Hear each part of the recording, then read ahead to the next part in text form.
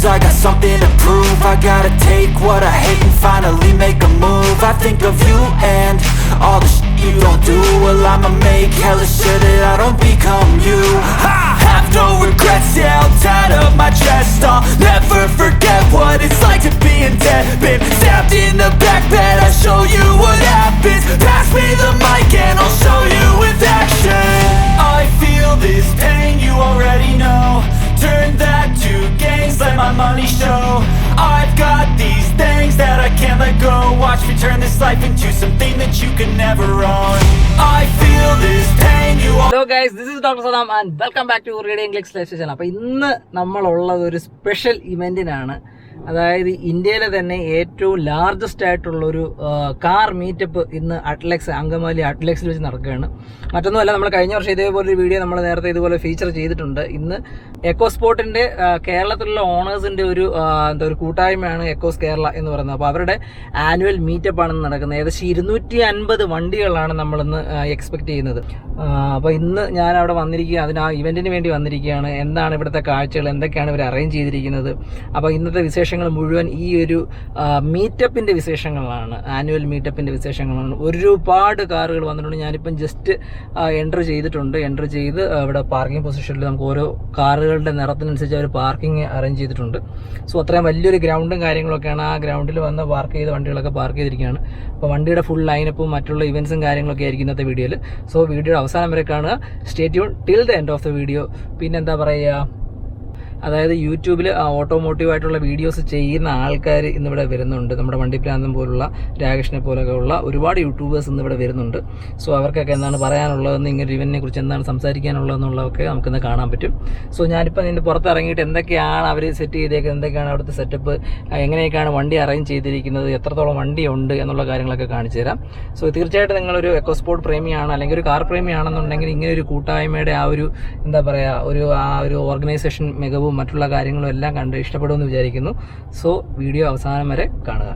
നമുക്ക് പുറത്തിറങ്ങിയിട്ട് എന്തൊക്കെയാണ് ഉള്ളതെന്നൊക്കെ ഒന്ന് നോക്കിയിട്ട് വരാം. Okay.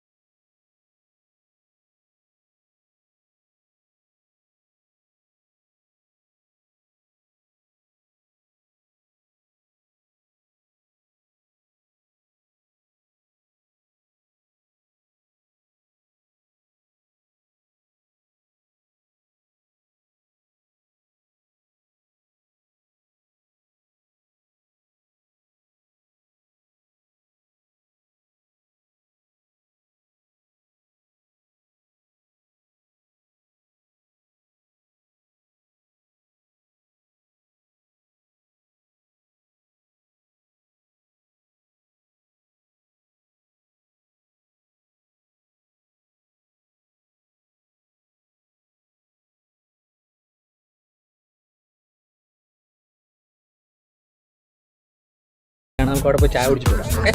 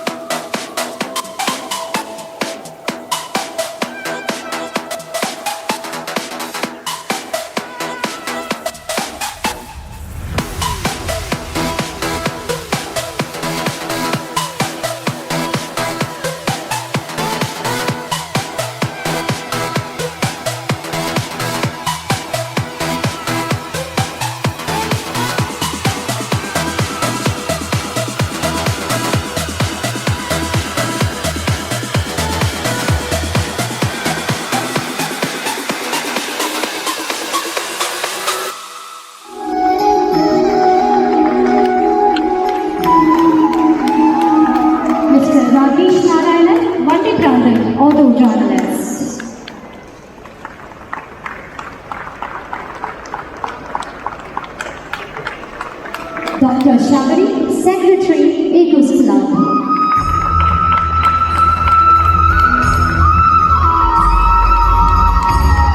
Viju Rajan, President, ECOS Club.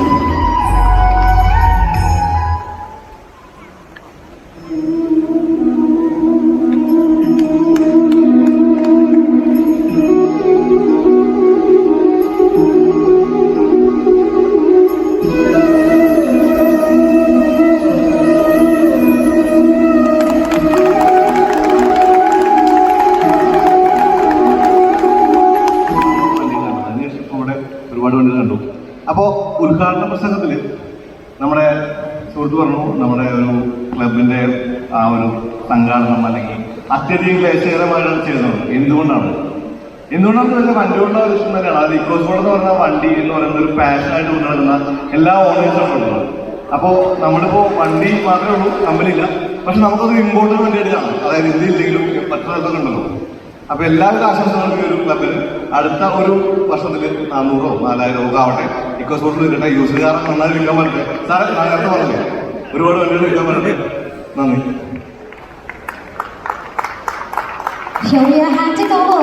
ജീവിതത്തിൻ്റെ വണ്ടർ പ്രോഗ്രാമിൽ പങ്കെടുക്കാൻ പറ്റിയിരുന്നു.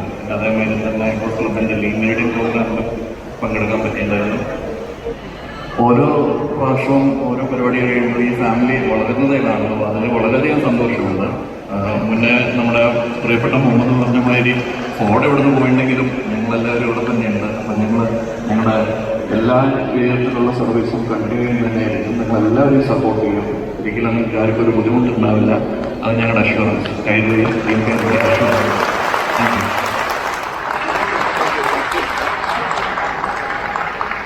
Anyways, it's good to see many people.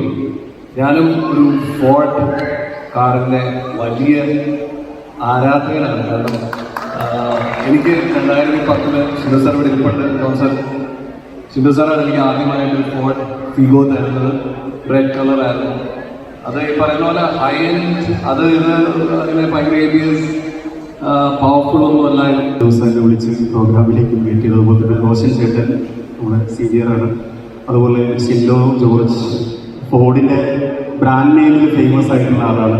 അങ്ങനെ ഒരുപാട് ആളുകൾ ഇവിടെ ഇരിക്കുന്നുണ്ട്. ആദ്യം തന്നെ ഈ കൂട്ടത്തിലിരിക്കുന്ന എല്ലാവരെയും ഞാൻ ഭയങ്കരമായിട്ട് അഭിനന്ദിക്കുകയാണ്. കാരണം ഞാനിപ്പോൾ ഇവിടെ വന്നപ്പോൾ ഷില്ലോ ചേട്ടനോടൊരു കഥ പറഞ്ഞു. 2 ദിവസം മുമ്പ് ലുലു മാളിൽ വെച്ചിട്ട് ഞാനൊരാളെ കണ്ടു. അദ്ദേഹം എൻ്റെ അടുത്ത് വന്ന് ചോദിച്ചത് ഒരു പുതിയ വണ്ടി എടുക്കണം, സജഷൻസ് പറയാൻ പറ്റുമോ എന്ന് ചോദിച്ചപ്പോൾ ഞാൻ അങ്ങനെയോട് ചോദിച്ചു പ്രീവിയസ്ലി യൂസ് ചെയ്തിരുന്ന വാഹനം ഏതായിരുന്നു എന്ന് ചോദിച്ചപ്പോൾ അങ്ങനെ ഒരു കഥ പറഞ്ഞു. അതായത് ഫോർഡ് ഇന്ത്യ വിടുന്നു എന്നുള്ള വാർത്ത കേട്ട സമയത്ത് അങ്ങേരുടെ കയ്യിലുള്ള എക്കോസ്പോർട്ടിനെ വിറ്റ് കളഞ്ഞു എന്നുള്ളത്. എന്നിട്ട് അദ്ദേഹം പറഞ്ഞൊരു കാര്യം, അത് വലിയൊരു മണ്ടത്തരമായി എന്നുള്ളത് പിന്നെയാണ് തോന്നിയത് എന്നുള്ളത്.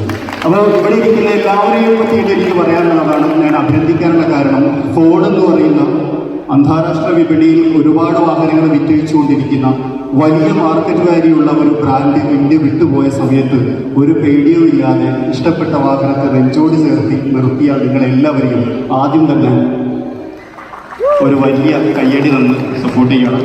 അപ്പോൾ എന്തായാലും ഫോർഡിനെ കുറിച്ചും എക്കോസ്പോർട്ടിനെ കുറിച്ചും ഞാൻ അധികം പറയേണ്ട ആവശ്യമില്ല. ശരിക്കും പറഞ്ഞാൽ ഈ ഒരു സെഗ്മെൻറ്റിൽ അതുപോലെ തുല്യത നിൽക്കാൻ പറ്റുന്ന വാഹനങ്ങൾ കുറവാണ് എന്നുള്ളതാണ് എക്കോസ്പോർട്ടിനെ കുറിച്ച് എൻ്റെ അഭിപ്രായം. പിന്നെ നമ്മളുടെ പൂർവികരായിട്ടുള്ള ഒരുപാട് ആൾക്കാർ, അതായത് എൻ്റെ പൂർവികരായിട്ടുള്ള ഒരുപാട് ആൾക്കാർ എല്ലാ ടെറൈനിലും ഓടിച്ച് എക്കോസ്പോർട്ട് ഒരു പെർഫെക്റ്റ് വാഹനമാണ് എന്നുള്ളത് നമ്മുടെ കണ്ണിന് മുന്നിൽ തെളിയിച്ചു തന്ന ഒരു വാഹനം കൂടിയാണ് എക്കോസ്പോർട്ട് എന്നുള്ളത്. എന്തായാലും ഈ ഒരു വലിയ മീറ്റപ്പിന് എല്ലാവിധ ആശംസകളും നേരുന്നു. എന്നെ ക്ഷണിച്ച ആളുകളോട് ഒരിക്കൽ കൂടി നന്ദി രേഖപ്പെടുത്തുന്നു.